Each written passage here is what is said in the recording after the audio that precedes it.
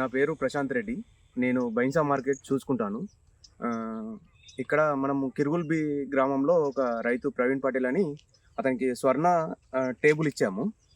So, 10 రోజుల క్రితము అతనికి ఇక్కడ శనగ అనేది బాగా చిన్నగా సైడ్ బ్రాంచెస్ ఏం రావట్లేదని మన షాప్‌కొచ్చాడు. షాప్‌కొస్తే మనం ఏం చేశామంటే టేబుల్, స్వర్ణ 2 ఇచ్చాము.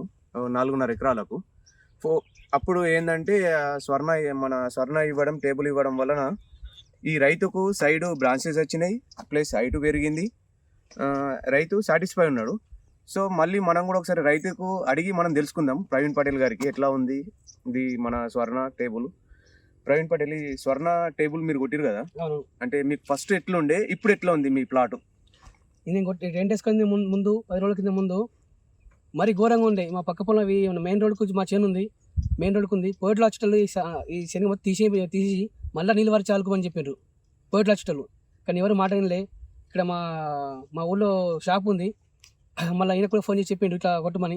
ఈ స్వర్ణ టేబుల్ కొట్టినప్పుడు కొట్టు నుంచి 10 రోజులలో ఇంత రిజల్ట్ అంటే సూపర్ రిజల్ట్ నాకైతే. ఇప్పటిదాకా ఎప్పుడు రాలేదు. నేను ఇప్పటిదాకా జీవితంలో ఎప్పుడు కొట్టలేదు. స్వర్ణాన్ని కొట్టమని చెప్పారు, ఎప్పుడు కొట్టలే. ఇది కొట్టు నుంచి మాత్రం నాకు చాలా బెనిఫిట్ అనిపించింది.